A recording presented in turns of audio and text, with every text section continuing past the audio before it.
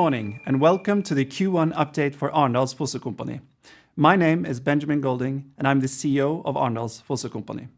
Together with me here today is CFO Lars Peder Fensli. Arendals Fossekompani is a long-term industrial investment company. We invest in B2B growth companies operating within the energy and/or technology space. We drive sustainable value creation in our portfolio companies through active ownership. Today, Arendals Fossekompani holds 6 main investments, in addition to a number of smaller assets. Our companies have presence across the globe. Over time, AFK has built a diversified portfolio of B2B companies focused on industrial technology and energy. Volue is a software company operating in the intersection of technology and energy. Enrix and Tekna are world leaders in cutting-edge industrial technologies related to advanced materials, additive manufacturing, and induction heating solutions. NSSL Global delivers secure satellite communications and services. Hydropower is our oldest business, producing a yearly output of around 500 gigawatt hours. In addition to this, AFK also owns a real estate portfolio consisting of properties related to our businesses, as well as local real estate development projects. Our portfolio is well positioned vis-à-vis megatrends shaping global markets. The energy transition is driving Volue, Enrix, and our hydropower business. Digitization and AI are accelerating growth in Volue and NSSL Global, while deglobalization and rising defense spending is supporting demand for both NSSL's secure communications and Tekna's advanced materials. We have controlling interests in all our companies except Volue, where we hold a 40% and co-own the company together with Advent International and Generation Investment Management. The current portfolio spans the entire life cycle, from startup through growth equity to mature companies. In the middle, we find our growth companies. These are material in size, have mature business models, and access to a wide range of financing options to fuel growth. Our priority for these companies is to develop value using a typical private equity toolbox, while at the same time maintaining the unique benefits that come with our long-term ownership horizon, our deep industrial roots, and our flexibility in terms of partnership models. The mature businesses on the right-hand side generate cash to be used for dividends, acquisitions, and driving organic and inorganic growth in the rest of our portfolio. Our business model is to create value through forward-looking investment, disciplined capital allocation, and active ownership. On the left-hand side, we find our startup companies. Our strategy is to reduce our exposure to such early-phase businesses over time. We divest when we assess that we are no longer the best owners. We continuously work to optimize this picture to ensure sustainable balance between cash generation on the one hand and attractive capital allocation options on the other. Now let's take a look at the highlights from the quarter. Q1 was marked by strong performances across all our portfolio companies. Group revenue ended at 929 million NOK. The 4% decline year-on-year was primarily driven by softer markets for Enrix. Operating profit, on the other hand, came in at 155 million NOK, corresponding to a 17% profit margin. The strong result was due to improved profitability in all companies, in particularly driven by hydropower and Enrix. Volue delivered 19% growth in recurring revenues and an adjusted pro forma cash EBITDA margin of 17%, while continuing to deliver on its M&A agenda. Enrix's operational focus is paying off, with significant profitability improvement despite a somewhat lower top line. NSSL Global also delivered a strong quarter, with an 18% operating margin. Tekna delivered a positive adjusted EBITDA and revenue growth of 19%. And the hydropower business delivered an operating profit of 131 million NOK, corresponding to an operating margin of 81%. Now let's take a closer look at our main portfolio companies. Volue is one of Norway's largest software companies and a leading provider of software solutions for energy and grid in Europe. The company aims to become the number one technology provider for the European energy system before 2030. Volue delivered another strong quarter, with revenue up 17% year-on-year to 402 million NOK and recurring revenue growing 19%, reflecting continued SaaS expansion across Europe and Japan. Profitability improved meaningfully as adjusted cash EBITDA rose to 69 million NOK, with margins lifting from 12 to 17%. Growth in the quarter was broad-based across all three business units. Operational intelligence grew recurring revenue by 25%, commercial operations 27%, and technical operations 8%. The company also added 46 new customers in the quarter, supported by strong upsell into the existing base. Volue announced two smaller acquisitions in the quarter, Optimeering and Dispo Energy. Together, they strengthened Volue's multi-market trading and optimization portfolio. Closing of the TA Associates transaction announced in February is also progressing according to plan.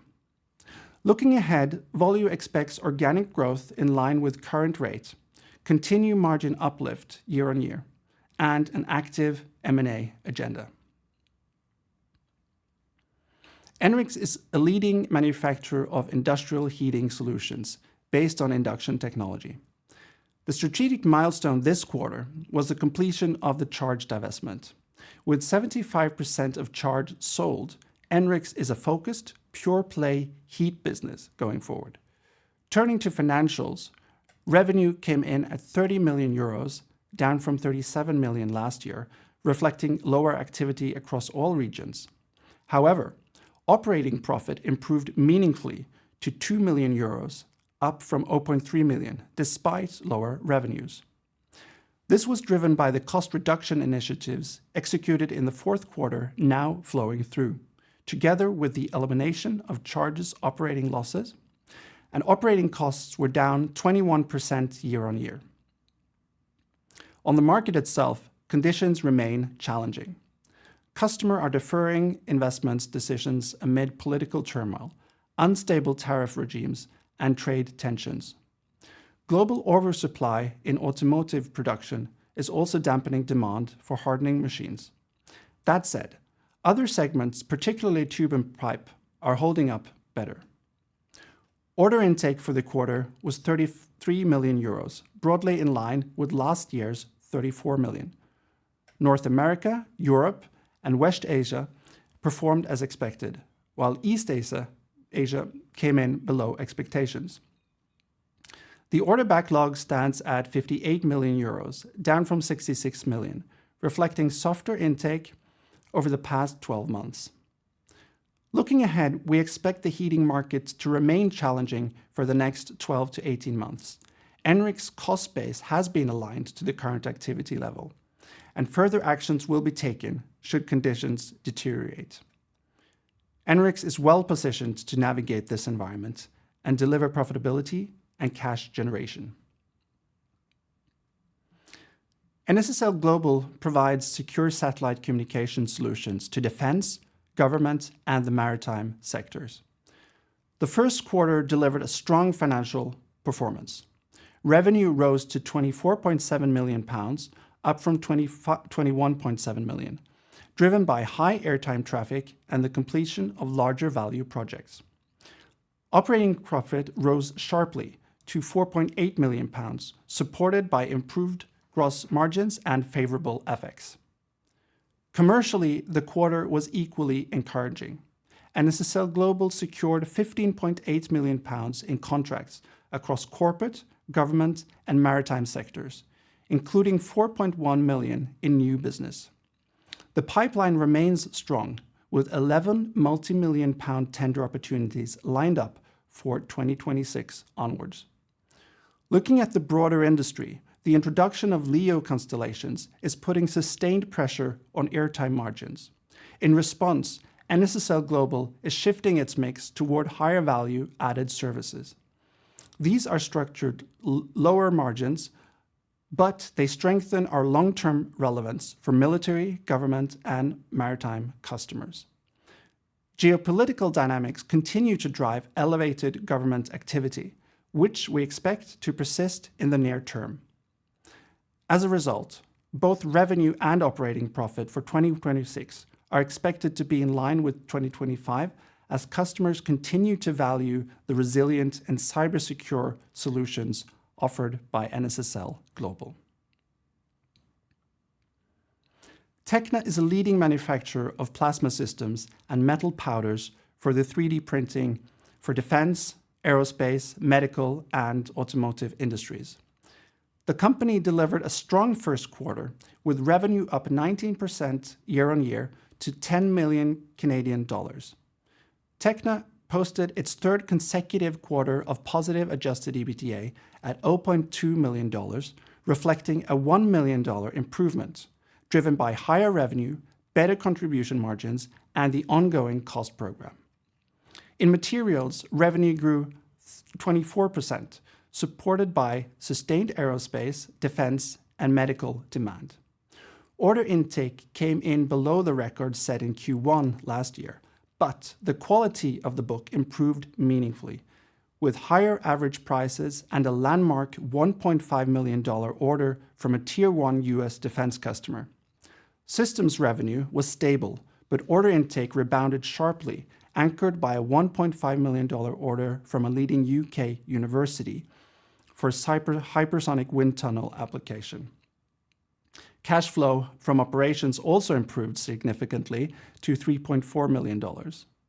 Looking ahead, reshoring trends, additive manufacturing adoption, and rising defense spending continue to support our long-term ambition of double-digit annual revenue growth toward 2030. Q1 hydropower production was down 10% versus last year due to lower snow reservoirs. However, the lower production rate was offset by prices, which were 56% higher than last year, driven by lower reservoir levels and elevated gas prices linked to Middle East tensions. As a result, revenue increased by 28% and operating profit ended at 131 million NOK, corresponding to an operating margin of 81%. I'll now hand over to CFO Lars Peder Fensli, who will provide additional comments on the financials.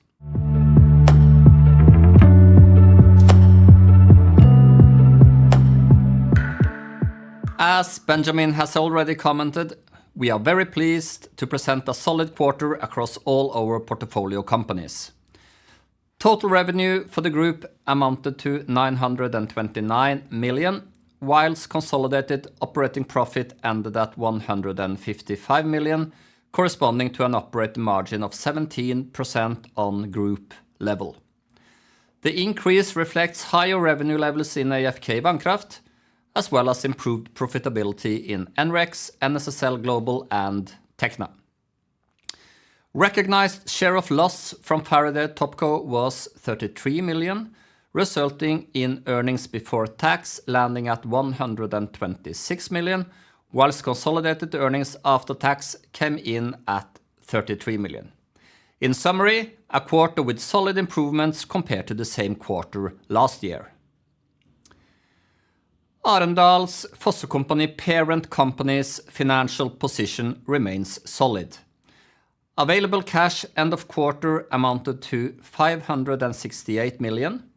In addition, the parent company has undrawn credit facilities of 2.1 billion, securing available liquidity close to 2.7 billion. Net debt, which excludes shareholder loans, was 167 million at the end of the quarter.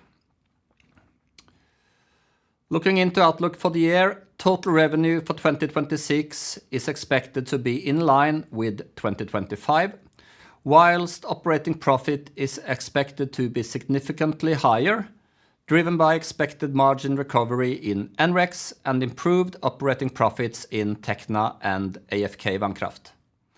Looking into the portfolio, NSSL Global expects operating profit in 2026 to be in line with 2025, whilst the rest of the portfolio companies expects operating profit to improve compared to last year. With that, I will have Benjamin join me.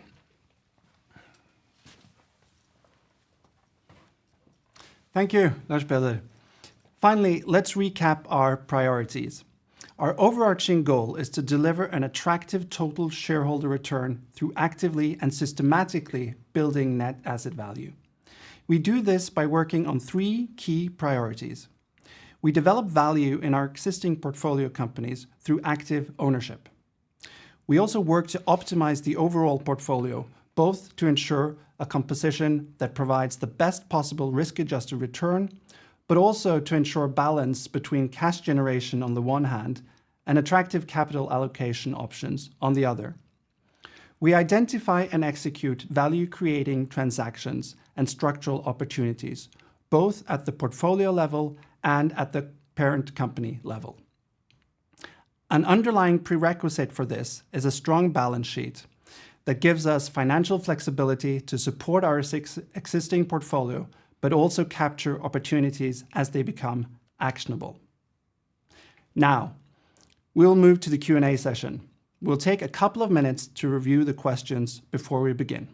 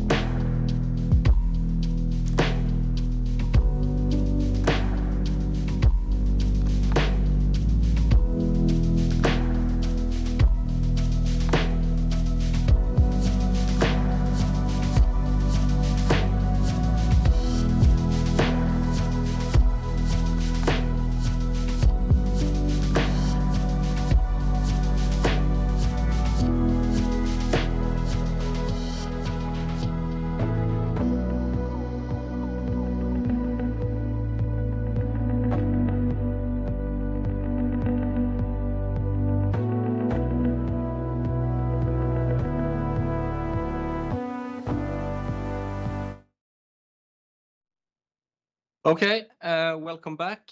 We have received a few questions. We'll start with the first one, Benjamin. It's a bit of a longer question. NSSL Global is shifting its business mix from airtime towards higher value-added services, which you flag as structurally lower margin. At the same time, geopolitical tensions are driving elevated government activity. How do you ensure NSSL Global remains the preferred partner for its defense and government customers as the industry moves to LEO? NSSL's strategy is to move up the value chain, so from connectivity and to more integrated mission-critical service offerings. These are lower margin, but stickier and harder to displace and more relevant to the customers. And I think the results in Q1 speak for themselves with a 14% revenue uplift and 18% operating margin. So NSSL is and remains in a good place and has deep and long-standing relationships with government and defense customers, based on multi-year partnership, trust, and also security clearances. So the increase in airtime and activity is driven by geopolitical realities, and government customers will remain the backbone of NSSL's business. We also have a strong pipeline with 11 multi-million pound tender opportunities lined up for 2026. So this gives us confidence in the company's commercial trajectory. Yeah, good. Next one, NREX. NREX delivered a surprisingly strong quarter compared to what we saw in 2025. How should we read this? Is this a one-off or a structural shift? Well, I think the structural improvements are real and material. Operating profit did increase from 0.3 million euros to 2 million euros, which is driven by and happening despite lower revenues, and driven by the divestment of Charge, which removed operational drag, but also the cost initiatives that were undertaken in 2025, which are now flowing through. And as a result, operating costs are down 21% year-on-year, which is not a coincidence. So the cost base is dimensioned for the current activity levels. I think the good thing is that the profitability and cash generation does not depend on a near-term volume recovery, and we will take further action if that is required. We expect the market to remain challenging over the next 12 to 18 months, but we believe that NREX is well positioned to deliver through this cycle and to benefit as activity levels normalize. I take the last one as well. Rising defense spending was highlighted as a tailwind in your introduction. How should we think about the role of defense-related demand across AFK's portfolio? It's an interesting question. So the geopolitical environment is driving a structural shift in defense spending. Also a need for more supply chain security and national reliance. So these trends are playing directly into our portfolio, in particular for two companies. As mentioned, NSSL Global has a deep and long-standing relationships with government and defense customers, and these will remain the backbone of NSSL Global's business. But also Tekna is seeing materials growth driven by sustained aerospace and defense demand, in particular from the US, where we know defense spending is increasing sharply. And the 1.5 million CAD order from a first-tier US customer is a great example of this. And it also illustrates a shift toward larger and more recurring defense accounts.